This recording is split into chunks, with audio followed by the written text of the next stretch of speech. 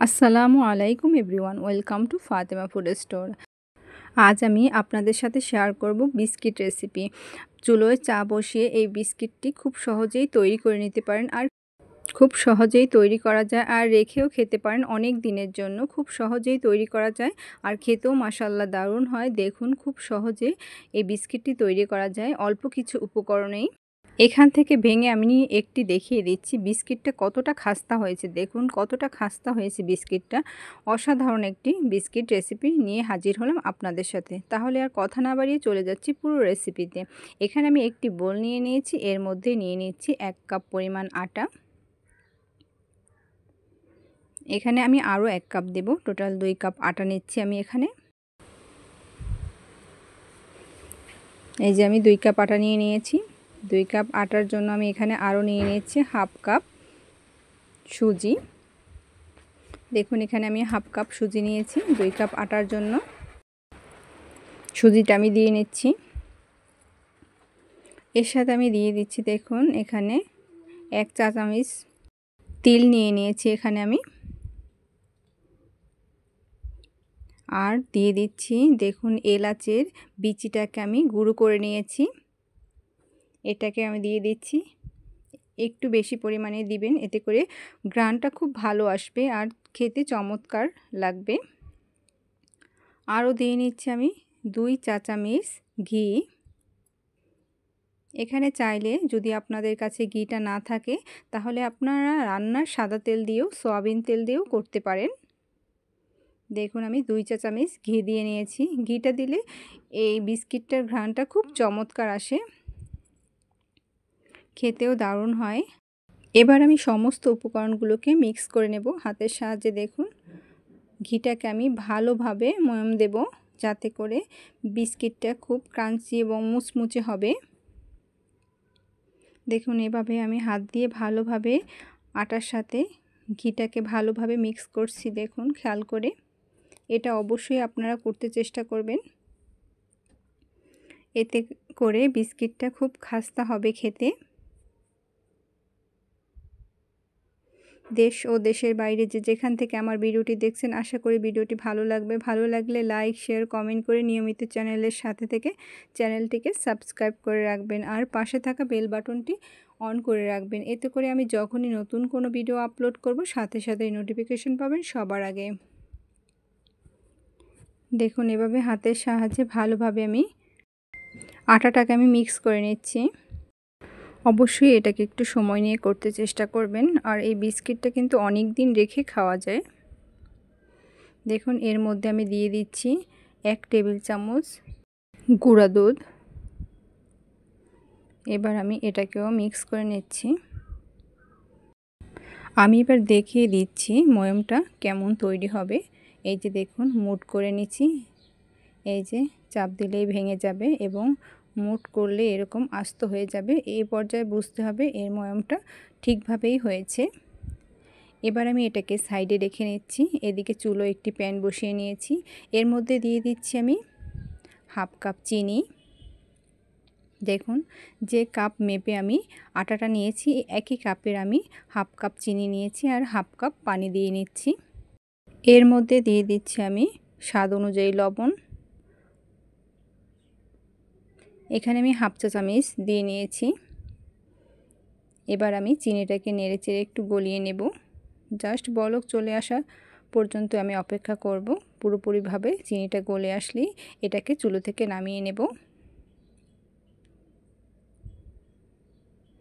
দেখুন এই চিনির পানিটা কিন্তু পুরোপুরিভাবে ফুটে উঠেছে, এটা তৈরি হয়ে গেছে। এবার আমি চুলো থেকে নামিয়ে নিচ্ছি।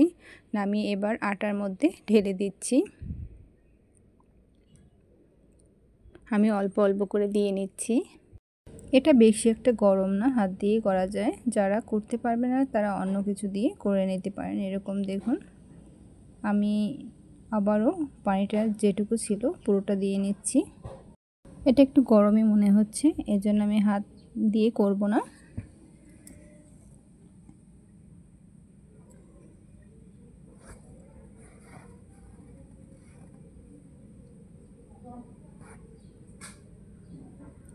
দিয়ে আমি মিক্স করে নিচ্ছি।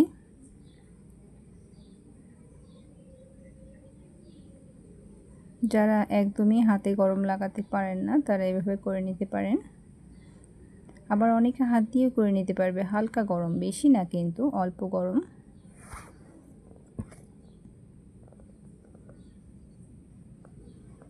একটু ঠান্ডা করে নিয়েছি, এজন্য গরমটা আর এখানে ছিল না।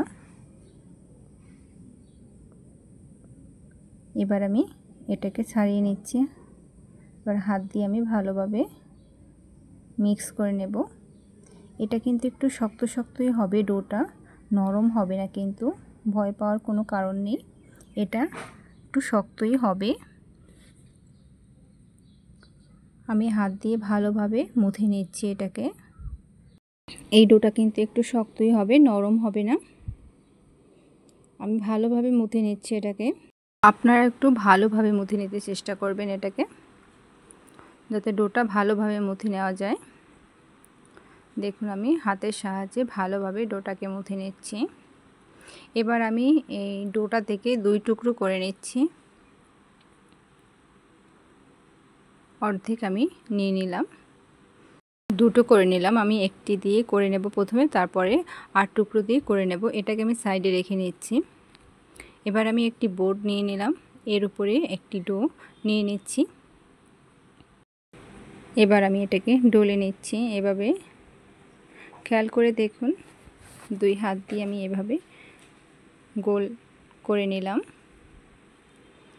খুবই সহজ এই বিস্কিটটা তৈরি করা, খুবই সহজ, আর অল্প কিছু উপকরণে তৈরি করা যায়।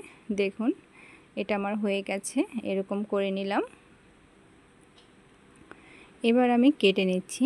দেখুন এই কোনাকুনিভাবে এভাবে কেটে নিলাম। এই যে এটাকে সাইডে রেখে নিলাম,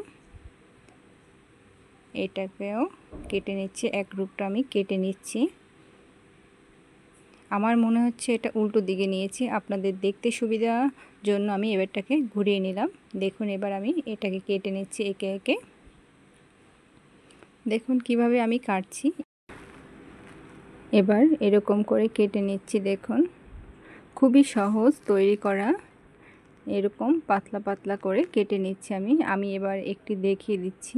দেখুন 2 সাইড থেকে একটু চেপে এনে এভাবে 2 হাতে নিয়ে এভাবে চেপে চ্যাপটা করে নিচ্ছি। দেখুন তৈরি হয়ে গেল আমার একটি বিস্কিট। এই যে এটাকে আমি রেখে নিচ্ছি। আমি আরও একটি দেখিয়ে দিচ্ছি। দেখুন 2 সাইড থেকে এভাবে চেপে এভাবে, দেখুন কতটা সহজে এই বিস্কিটটা তৈরি করা যায়।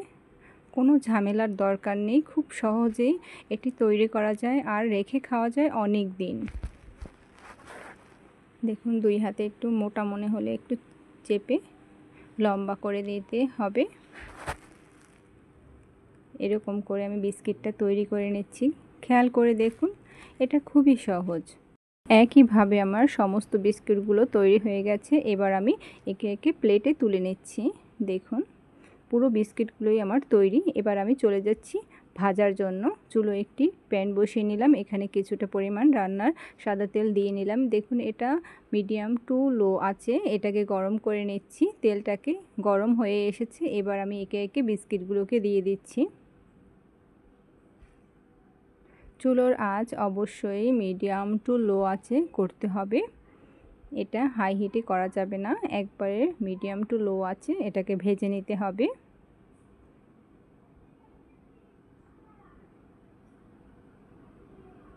দেখুন আমি একে একে অনেকগুলো দিয়ে নিলাম। এভাবে অল্প অল্প করে আমি বিস্কিটগুলোকে ভেজে নেব। এবার আমি উল্টিয়ে দিচ্ছি। উল্টিয়ে পাল্টিয়ে বিস্কিটগুলোকে আমি ভেজে নেব অল্প আছে। বিস্কিটটা খেতে কিন্তু হয় খাস্তা আর অনেক দিন রেখে খাওয়া যায়। এটাকে অবশ্যই মিডিয়াম টু লো আছে এটাকে ভেজে নিতে হবে, হাই হিটে দেওয়া যাবে না, খুব সাবধানের সাথে ভেজে নিতে হবে, তাড়াহুড়ো করা যাবে না। দেখুন বিস্কিটগুলো এখানে ভাজা হয়ে গেছে আমার। এ পর্যায়ে আমি উল্টিয়ে পাল্টিয়ে, দেখুন এগুলো কিন্তু ভাজা হয়ে গেছে। উল্টিয়ে পাল্টিয়ে এবার আমি তুলে নিচ্ছি। এটা একবারেই ভাজা হয়ে গেছে। দেখুন বিস্কিটগুলো কতটা ইয়ামি লাগছে দেখতে।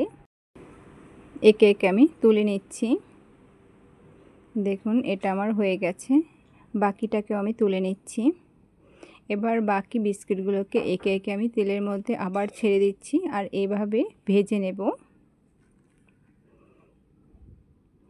বিস্কিটটা তৈরি করা খুবই সহজ, পাশে চা বসিয়ে এই বিস্কিটটা তৈরি করে নেওয়া যায় খুব সহজে।